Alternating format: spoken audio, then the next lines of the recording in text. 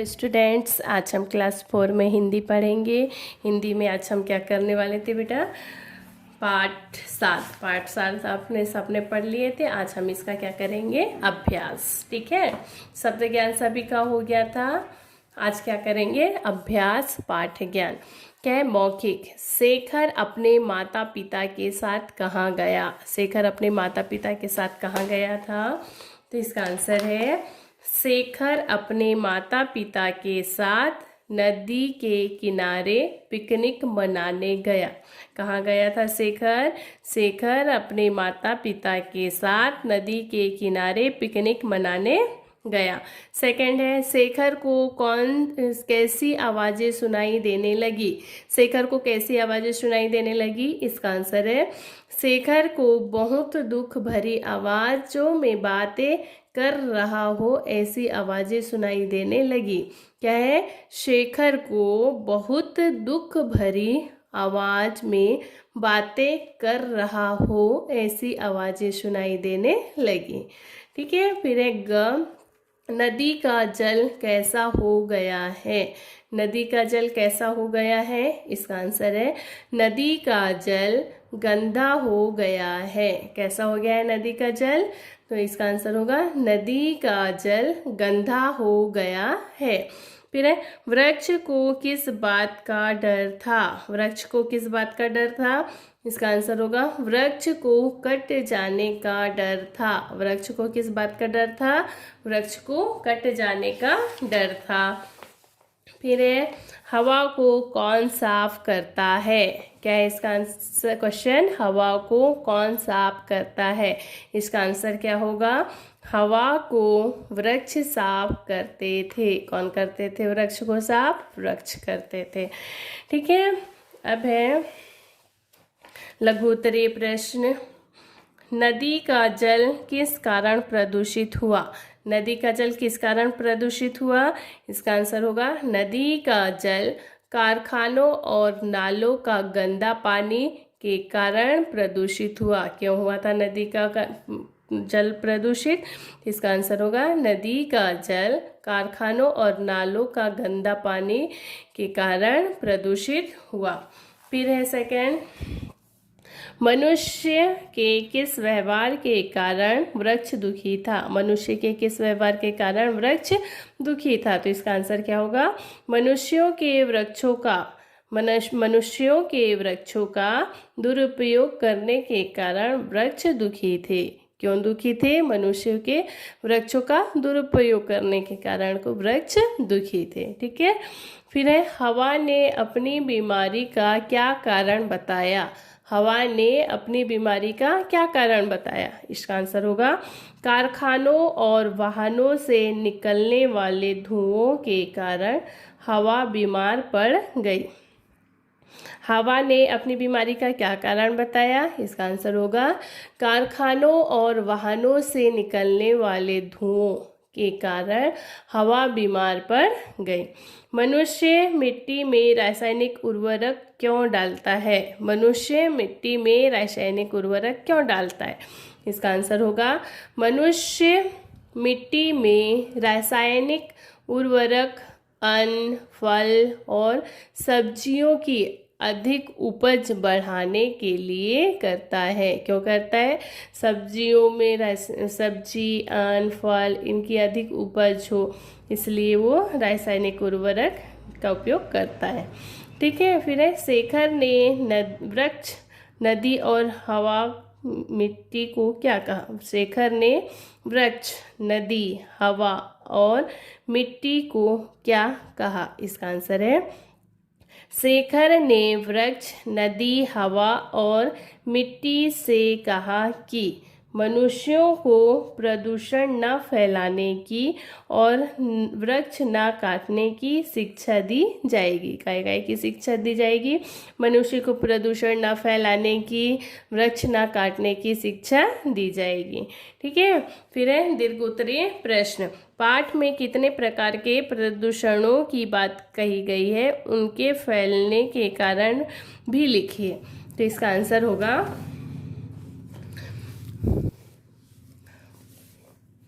पाठ में निम्न प्रकार के प्रदूषणों की बात कही गई है। कौन कौन से प्रदूषण होते हैं? वायु प्रदूषण, जल प्रदूषण और वायु प्रदूषण और जल प्रदूषण। कितने प्रदूषण की बात कही गई है? 2 प्रदूषण की। पहला है वायु प्रदूषण और दूसरा है जल प्रदूषण।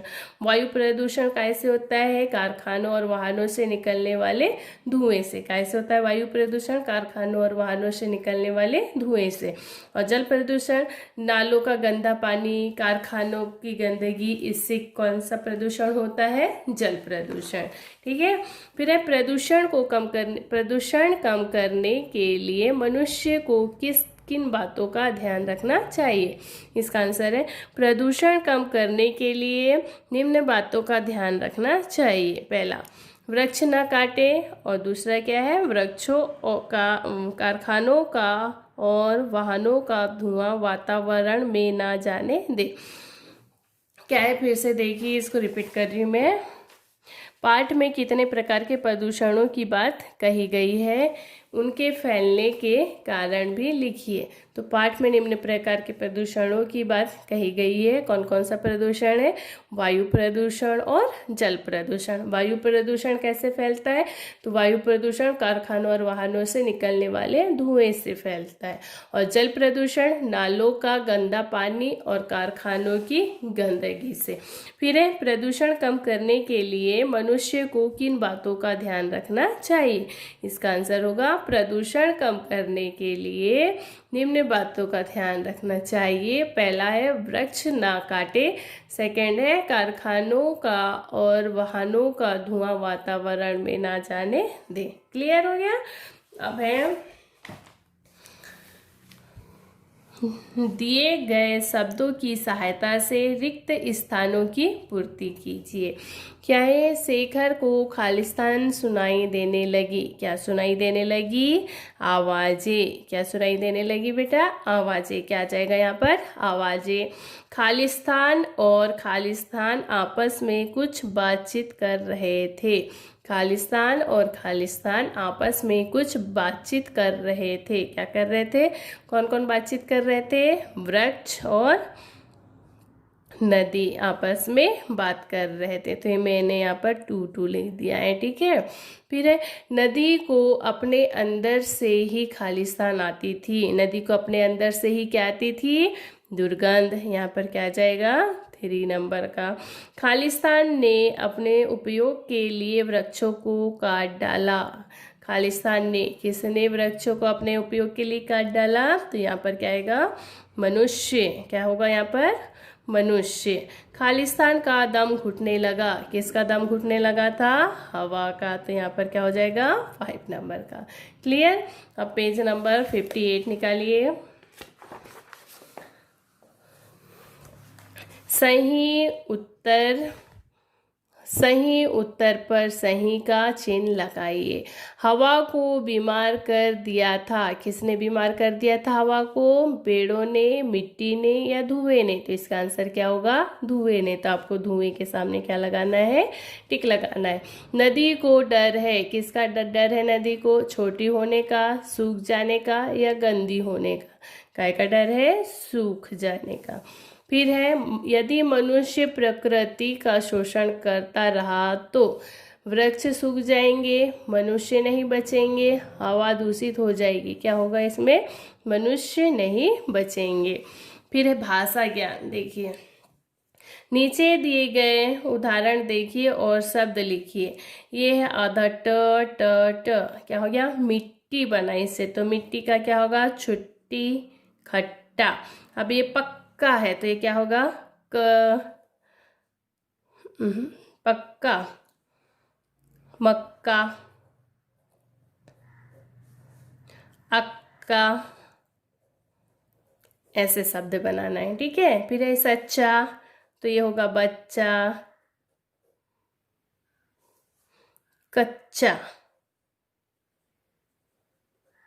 फिर है ये पत्ता, बत्ता, पत्ता, मत्ता, सत्ता।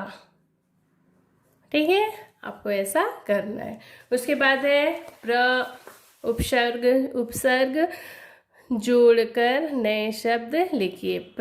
उपसर्ग, क्या करना है, प्र शब्द लगाकर आपको नए शब्द बनाना है। जैसे प्रधन-दूषण, क्या हो जाएगा ये, प्रदूषण। जैसे ये है प्रधन-भाव, क्या होगा, प्रभाव। सामने यहाँ पर आ जाएगा और प्लस यहाँ से हट जाएगा, क्या हो जाएगा, प्रधन भाव, प्रभाव। प्रधन शासन, प्रशासन, क्या होगा यहाँ, प्रशासन। प्रधन क्रिया, क्या होगा, प्रक्रिया। प्रधनवृत्ति, प्रवृत्ति। प्रधन योग, प्रयोग। ठीक है। नीचे दिए गए शब्दों के दो समानार्थक शब्द बनाना है। बताइए। नदी, नदी का क्या होगा, समानार्थक शब्द बनाना है।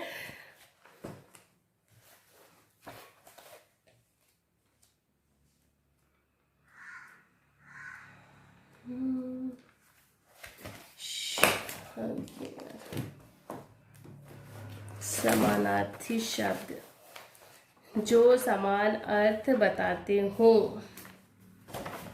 वृक्ष, वृक्ष को क्या बोलते हैं बेटा, पेड़ और तरु।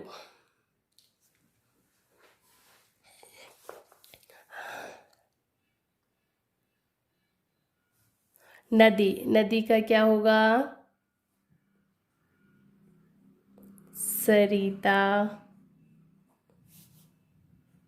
और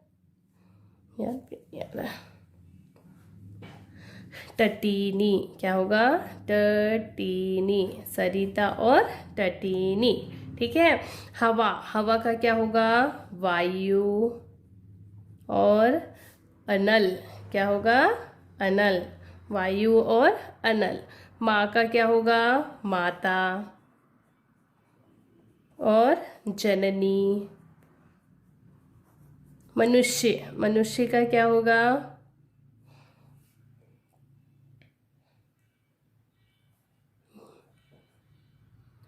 मनुष्य, नर।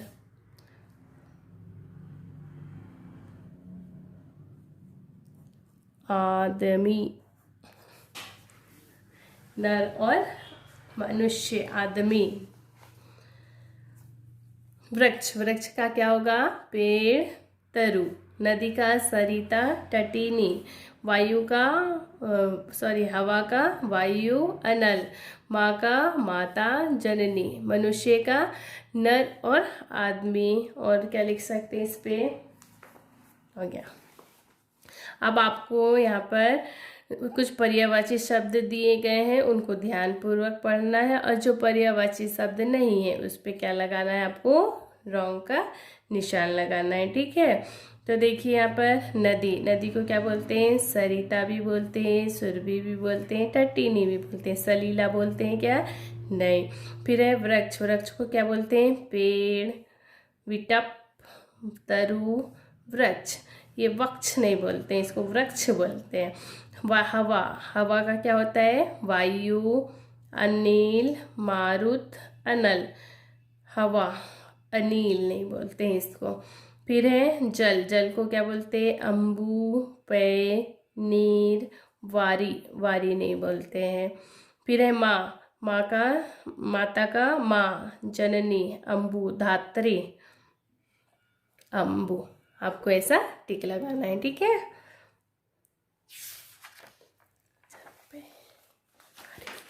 अम्बु, ये आपको इतना करना है। इसमें से बेटा आप लोग करेंगे, मौखिक करेंगे, लघु उत्तरीय प्रश्न करेंगे, दीर्घ उत्तरीय प्रश्न करेंगे, खाली स्थान करेंगे, टिक द करेक्ट आंसर करेंगे और समानार्थक शब्द करेंगे। ठीक है।